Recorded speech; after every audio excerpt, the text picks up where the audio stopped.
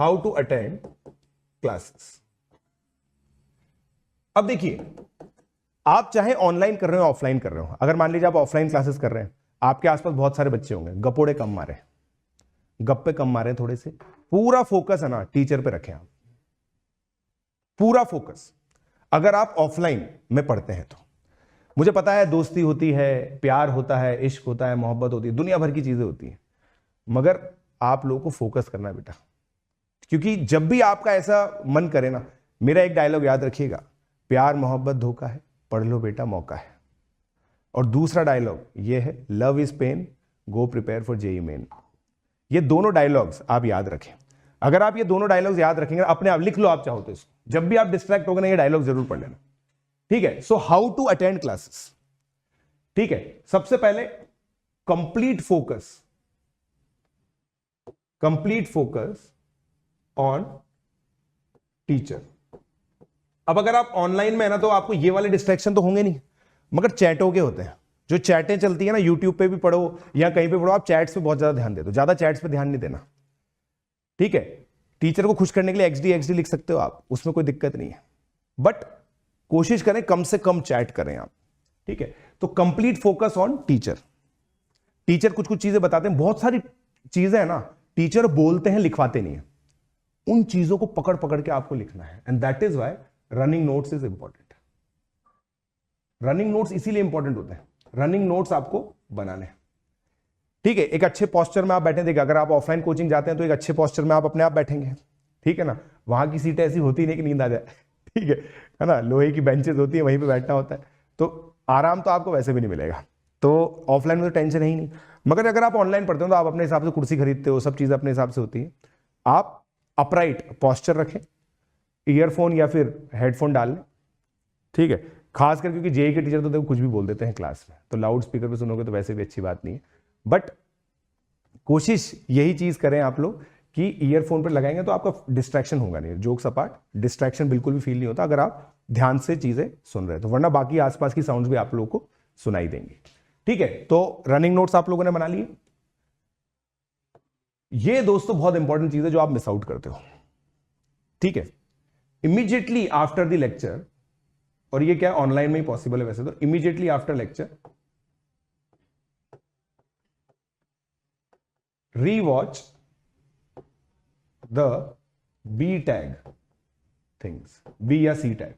अब देखो लेक्चर पढ़ते वक्त किसी भी रीजन से, मान लो तुम्हारा ध्यान हट गया या फिर किसी भी रीजन से तुम्हें कोई चीज एक बार में समझ में नहीं आई, कोई प्री रिक्विजिट तुम्हारा मिसिंग है, किसी भी रीजन से तुम्हें कोई चीज समझ में नहीं आई, इमीडिएटली आफ्टर द लेक्चर उसको आप देख लो।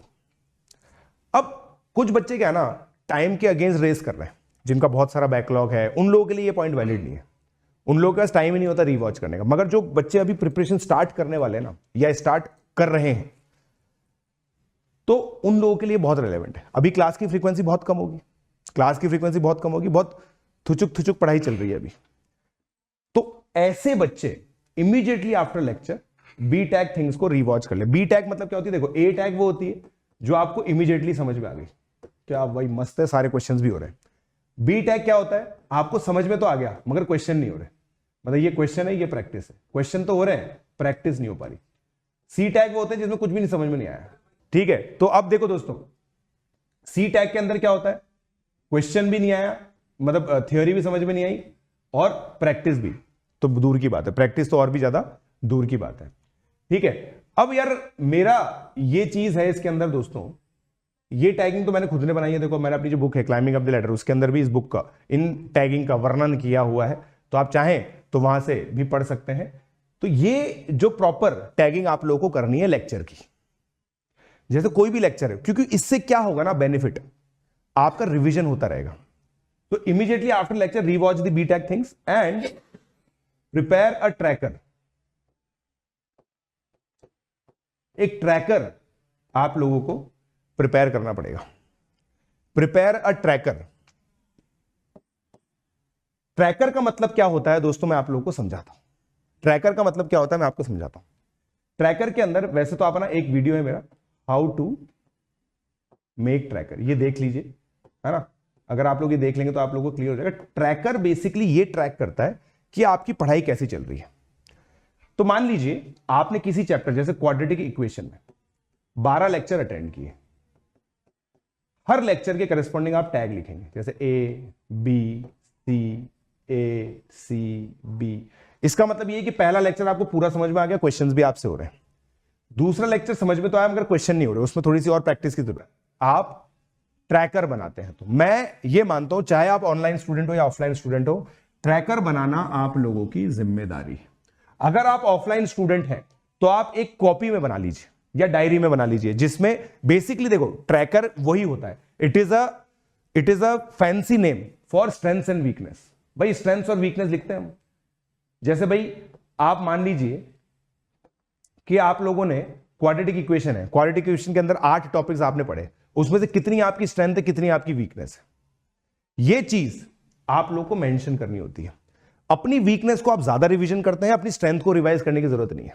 उसको once in a while revise कर लो तो भी चलेगा, कोई दिक्कत नहीं आती। स्ट्रेंथ और वीकनेस आप लोगों को बेसिकली लिखनी होती है। तो प्रिपेयर अ ट्रैकर, ये एक चीज होती है जो लेक्चर के साथ ही होती है। हाउ टू अटेंड क्लासेस, ध्यान रखें, क्लास करना मतलब ये नहीं कि जैसे अभी क्लास खत्म हुई लैपटॉप बंद खेलने चले गए, ऐसा नहीं होता है, बिल्कुल भी नहीं होता है, ठीक है। और फिर स्लॉट योर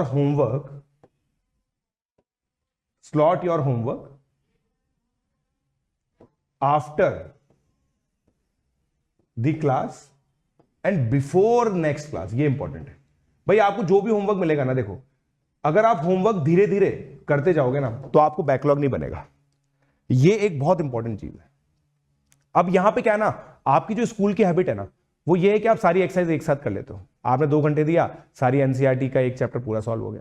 ये आपकी आदत है, ऐसा जेईई में होता नहीं है, ठीक है, ऐसा जेईई में होता नहीं है। तो आप लोग क्या करेंगे, होमवर्क खत्म करेंगे पहली क्लास होने के जज्बात और अगली क्लास से पहले। क्योंकि अगर अगली क्लास से पहले आपने होमवर्क कर लिया, होमवर्क एक बहुत बड़ा इंडिकेशन होता है कि आपको क्या समझ में आया क्या नहीं आया। कभी कभी हमें लगता है कि हमें समझ में आ गया, बट जैसे हम होमवर्क करने लगते हैं तो हमें कुछ नहीं आता। तो आप होमवर्क करोगे रेगुलरली, तभी आपको चमकेगा कि आपको क्या आता है क्या नहीं आता। अब आपने होमवर्क किया, होमवर्क कैसे करेंगे वो अगला सेगमेंट है। होमवर्क किया, होमवर्क के बेसिस पर आपने जो भी अपने डाउट वगैरह रिजोल्यूशन थे वो कर ली, आप अगले लेक्चर के लिए पूरी तरह से रेडी हो गए। आपको पता होगा अगले लेक्चर में क्या होने वाला है और आप प्रिपेयर्ड होंगे अगले लेक्चर के लिए। तो इस तरीके से दोस्तों क्लासेस अटेंड होती हैं और उसके बाद घर पे काम होता है।